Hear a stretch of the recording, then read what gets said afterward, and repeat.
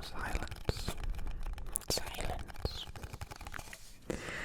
So let us begin. Question number one that you probably didn't want to know about me. Let's go. What do you do if you can't sleep at night? Toss and turn. Try to get up and do something productive. I was waiting for that to fall. Don't worry about it. That's not one of the questions. Hopefully I remember to edit that out. No, I didn't. Okay, good. So, when I can't fall asleep, I do something drastic. Some people would question my sanity. Others would beg me to stop. I record a video.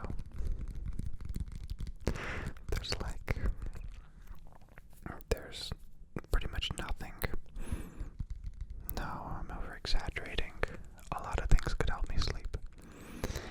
Some structure in life, a little bit more comfort, a little bit less stress, a little bit of some sugar and spice and la-di-da. But what I really like to do, and what always seems to put my mind at ease and a smile on my face and helps me fall asleep, and I'm dragging this question on way too much, is to record a video. I think it's because it half gives me purpose, and like I accomplished something, and then my brain's like, okay, you did it, now you can go to sleep. And two, just sitting, just chilling, just relaxing, and making a sleepy, relaxing video, I guess, makes me sleepy and relaxed, and I'm really grateful for that. And I'm lucky and grateful that we created this incredibly symbiotic relationship where we help each other sleep. So thank you. Question number two. In my little comfy place, me and my dad, we furnished, I think that's what it's called, but we just did the whole basement. Drywall, walls, design, piece by piece. We made it feel very, very nice. And it was just a fun project to do with my dad. Question number two. How many days could you last in solitary confinement? And what would you do in it? So obviously I kind of handpicked these questions, and I really asked myself, do I want to answer this question? And yes, I do.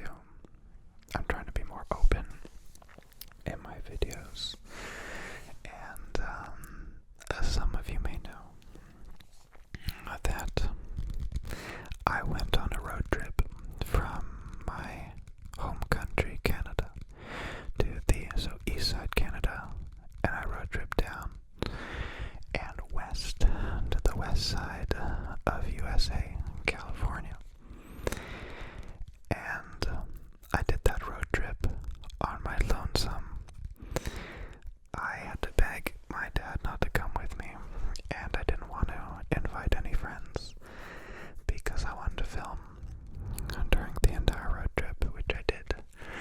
I would drive 400 kilometers and then find a cool spot like a cave or a river or a local area and make it just in time for sunset and film a relaxing video.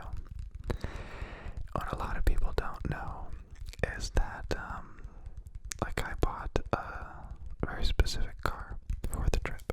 It's called a Honda Element, and it's basically a cube. It's like a regular, it's classified as a regular van SUV type thing,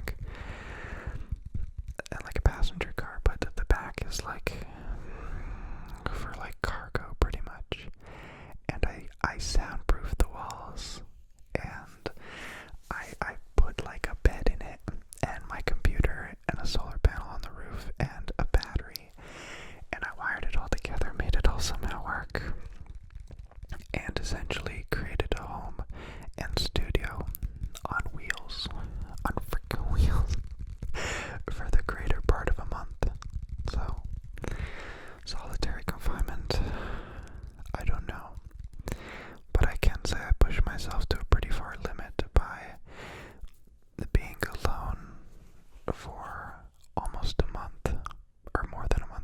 say. Like I would talk on the phone with my friends and family, and I would go to the grocery stores and talk to strangers, but I hadn't talked to anybody about something that mattered, something that was deep, for over a month. And I hope you don't think I'm completely bonkers, but yeah, I really do like my alone time. I'm a very introverted person for sure. And during that trip, I did find out that no matter how introverted I am, and no matter how much I think I don't need other people, you really do. You really do. The truth comes out when you force your body and mind into a very, very quiet place. There's being alone, but friends and family still near it, and then there's being alone in the middle of the Nevada desert, with nobody nearby, at least nobody that you truly care about, or that they cared about you. So, I'd love to try it, like truly in like a cabin, for like a month, and just write a little bit and do some forestry, maybe like a forest ranger or something. That would be really cool. But I don't think a lonesome life is for me, and I don't think it is for any social creature. What is your strongest sense? If you had to give up one, which would it be? Oh, I didn't make any eye contact during that entire last answer, didn't I? Okay. I'm focusing, I'm relaxing, and I'm answering these questions completely honestly. Before we move forward, as a kid, I used to lie all the time about nothing, about like the dumbest things. So for like the past, I want to say like 4 or 5 years, I've made it my sole mission to never tell a lie, no matter how small or how pointless. I will just tell the truth every time, so just so you can relax and know that I'm just being myself and answering truthfully, because I'd love to hear that from a content creator myself. So my strongest sense is obviously my hearing. Everyone knows this about me. One, I love ASMR. I get ASMR all the time because of my really sensitive hearing. But I want to do some tapping. But it's like too sensitive. I feel like since I was a kid, I could hear my dad pull up before he was even in the driveway, and I'd let everyone know, especially if our mom wasn't home and we were watching TV. I'd be the alarm for, hey, it's time to get up and clean, because dad's right at the door. So I have a really, really strong sense of hearing. And if I had to give one up, which is the second part of the question, would probably be, do I want to cheat this answer? Yeah, I won't lie, but I'll cheat the answer. My sense of self. I'm way too stuck in my own head, and if I could give up that sense of self and just live in the moment and focus on having a good time and making the other person have a good time, rather than, hey, what does this person feel about this, or was I looking at their one left eye for too long? That'd be really cool to give up and just live free and say whatever I'm thinking and do whatever I'm feeling. That'd be a heaven sent. I didn't bring a blanket, and that was the greatest failure of my life. Let's see, next question. What is the strangest thing you believed as a child? I don't know if it's the strangest, but like the first time I really super opened up with a friend, I told him how I thought that that life itself was in fact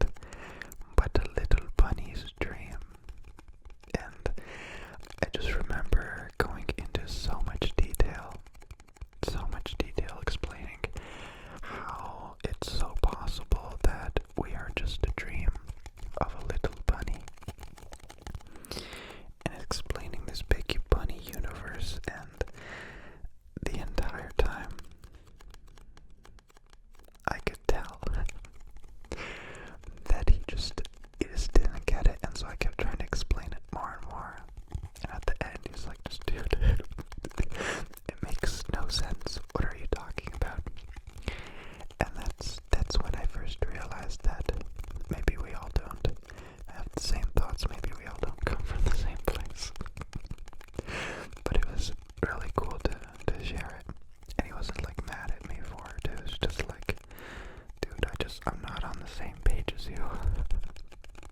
Just stop.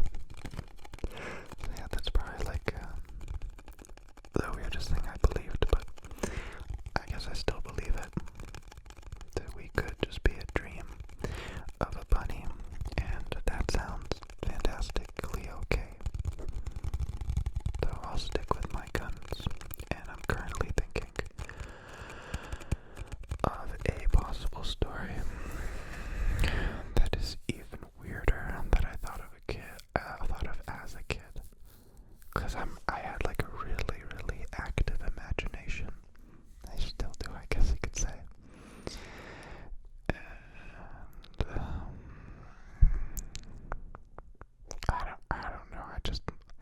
Everything was a belief, and most of it was strange, but nothing strange enough to truly share. Question number 4 or 5 or something like that. Really going through these. I like it. I like it very much. What was the most recent compliment that you've received and savored? When I read the question, I was really glad and happy because it's really simple. I went to the barber to get my hair cut, and I never make an appointment, and I always end up getting the same lady. Her name's Allie, and she's the only person who's cut my hair in like 4 or 5 years by sheer luck. Like, I just walk in Tuesday, Wednesday, Thursday, Friday, doesn't matter, whatever time, either evening, morning, night, and she always ends up being the barber for me. And this time specifically, I told her that I was worried that I was like losing hair and stuff like that, and just seeing her completely baffled expression filled my heart with so much joy. And she continued for like the next 5 to 10 minutes to just laugh at my big puffy hair, and she was like, I'm gonna have to thin this out like with thinning scissors. She's thinning and thinning and thinning, and I'm like, don't thin it too much, please, I want the floof. And she's like, no, I'm serious, this is too much hair. You have a crap load of hair, you never have to worry about losing hair. And it was such like, it was a compliment about me, but it was also just like a compliment about a second party of me, my floof. And it just made me really, really happy. Also, I'm just like a sucker for hair. So, to hear that everything's okay. And in fact, a little bit awry because it's too floof, really just made me really relieved and flattered at the same time. So thanks, Allie. I hope you actually don't watch my videos, because that would be super duper awkward. ASMR burp. Cause I thought he didn't do those. I do all the time. Usually in secret. What is your favorite place to take an out-of-town guest? Ooh, that's my favorite question to ask people, and they usually never ever have an answer. It's like when someone's been in the same place for a long period of time, it's like everything's normal to them. But to an outsider, everything could be so fascinating, and I'm always so proud of what I want to do and show a person when they come down to my town. And it is treetop trekking here, maybe 20 minutes from my house. There's this huge, and I mean huge, treetop trekking course. It's 3 hours long. I don't know how many kilometers, zip lining, tree to tree obstacles. It's just so much fun, whether you're in a group or with a bunch of friends. And I noticed not a lot of places have it, especially in America, like California, where there's barely any trees. And it would just be such a treat for somebody who's never done it, because most people haven't, to just, I don't know, I'm still such a kid at heart, so to like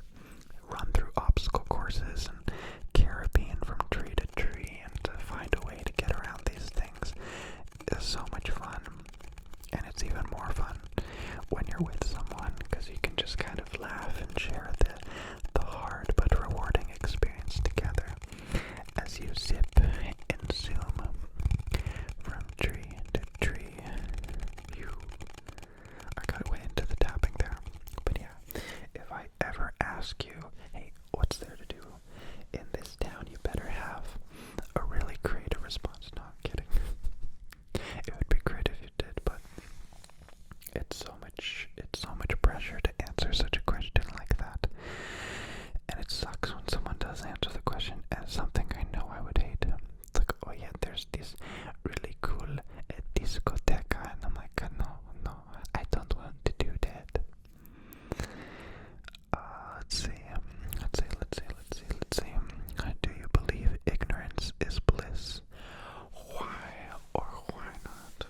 I have always, don't mind this, I have always been a big fan, and I mean a big fan, that ignorance is in fact bliss.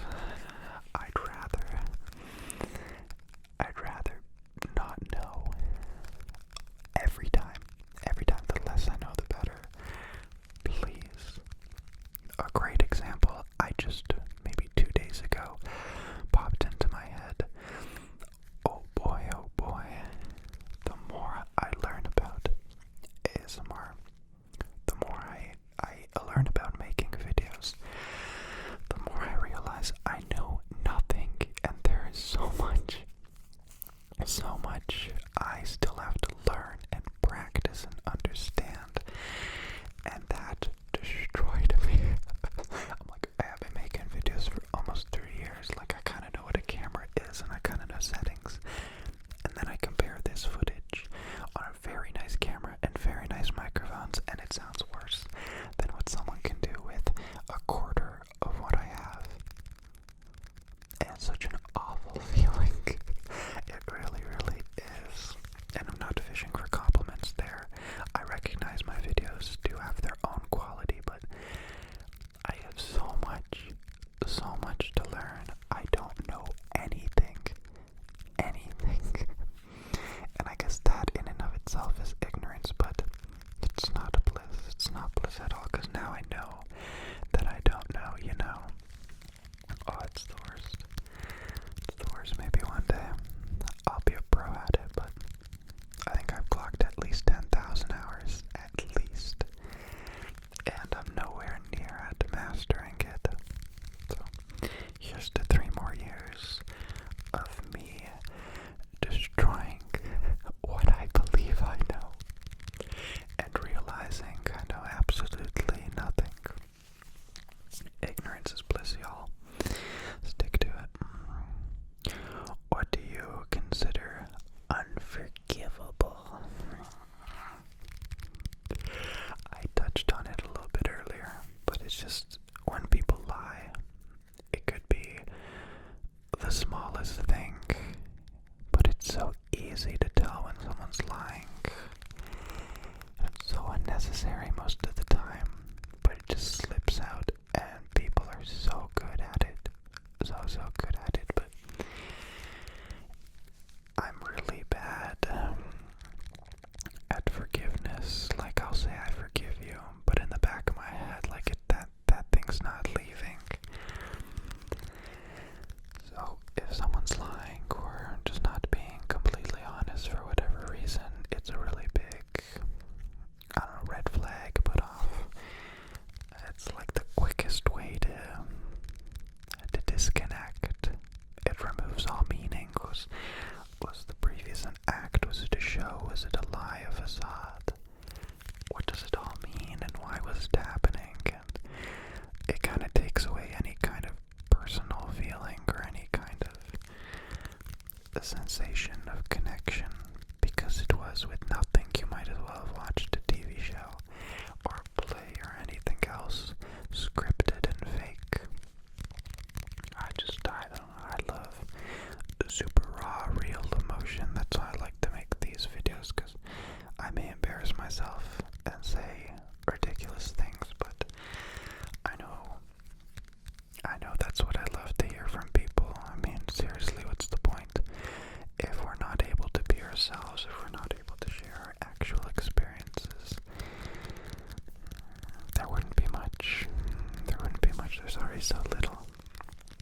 why strip away at that anymore? Well, I'm starting to get really tired. We're gonna get some good sleeps tonight.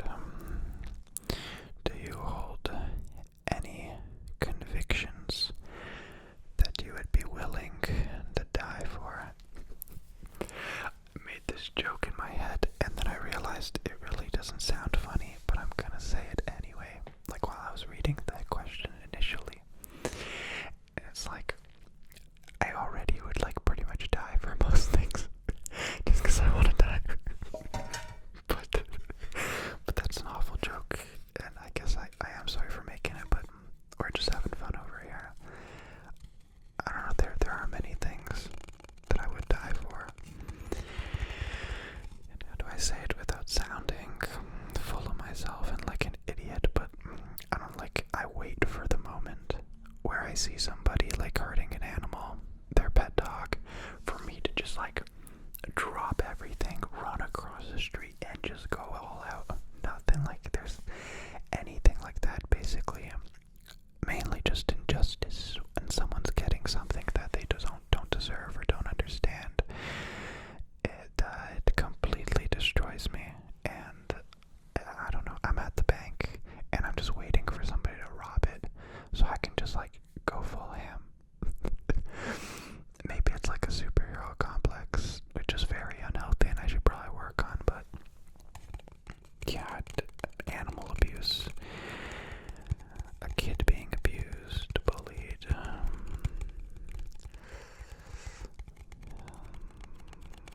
what else would it have? Like more of like a conviction. I guess I would say the health of the planet. The health of the planet. If it was my life versus saving the ocean, without question, I'd swim deep under and grab hold of a coral and become one with the coral indeed. Coral. And believe it or not, those were all the questions, but relax. It's not over. It's not over. Those were all the questions that I saved. But, I mean, the list is infinite. And I'm just gonna power through them just so you get to know more. And this way, like, there's nothing I could prepare for. Like, that's just, you could scroll and I think it's like 200 something. Where would you rather be from? I dreamt of the idea as a kid to grow up in California by the ocean. All the TV shows I watched, all the movies, that's where they all were from. And it just seemed so much more extravagant and like such a better way to grow up. I just also hate the winter months, so really anywhere warm, but specifically a surfer skating town like Carlsbad in California. That's where Tony Hawk got his first house. What is the luckiest thing that has happened to you? Everything. I say this all the time, but my family is so lucky. We always get the little bad things to happen that we learn from, rather than the big bad thing. I've almost been hit by a car like 8 times. I should have died in like a ski accident countless times. So lucky. So lucky, and just right place at the right time, not the wrong place at the right time. What's a good example of that? I don't know. I swear there's some kind of a magical field around my family, because we just get so incredibly lucky. And I'm not talking about winning the Powerball. It's just like, it's just unbelievable how we get so lucky with the simple little things. But that's really what matters, yeah. What are some things that you had to unlearn? A lot of things I picked up working in McDonald's. A lot of like resentment towards messy people.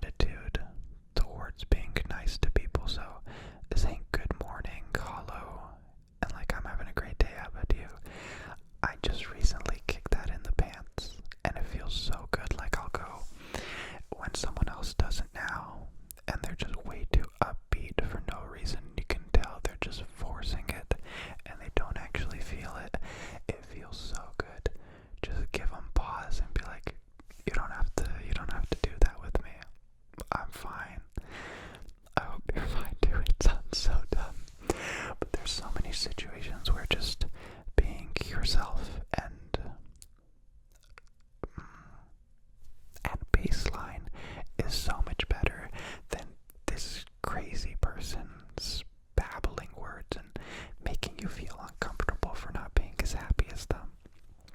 But I've really had to unlearn so many things. So many things. That was that one. What website do you visit most often? Regrettably, Twitter. I had to delete the app from my phone, and I just ended up going on the web browser on my phone. And I just keep refreshing and scrolling, and it's just infinite. Same with Instagram. So I guess they're both kind of websites, but not really. And then of course YouTube. That's me playing music in the background. That's me listening to videos. That's me eating dinner and watching something.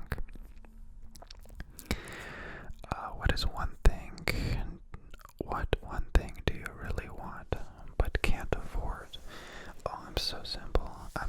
I don't really want anything, and it sounds so dumb, but I'm such an advocate for minimalism. But let's dig deep. What's one thing you want but can't afford? I'm really trying not to put on some hollowness in this video, but what I really would want to say is I wish I could pay to get certain people exposure. There's so many artists I listen to and so many YouTubers that just it doesn't make sense why they only have a few hundred or thousand views. And if I could afford to view bot them or just send them to as many eyes as possible, that would be great. That would be really, really great. What do you usually do when you have time off? I mean, I don't know. Nobody really has time off. There's no such thing as time off. You're just either living or not. So, either watching YouTube videos, doing something outside when the weather permits, which it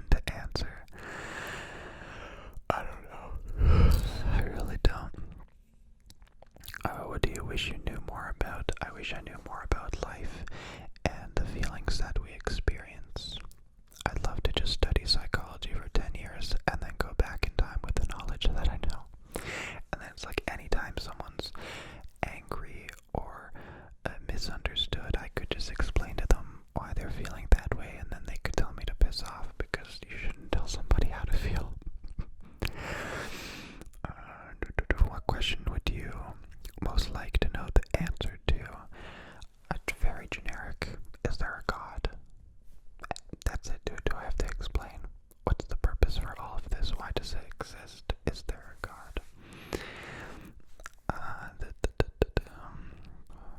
My video cut off, which is probably a really good sign that I've already spilled too many beans. But I really like this style of video. I just wish it wasn't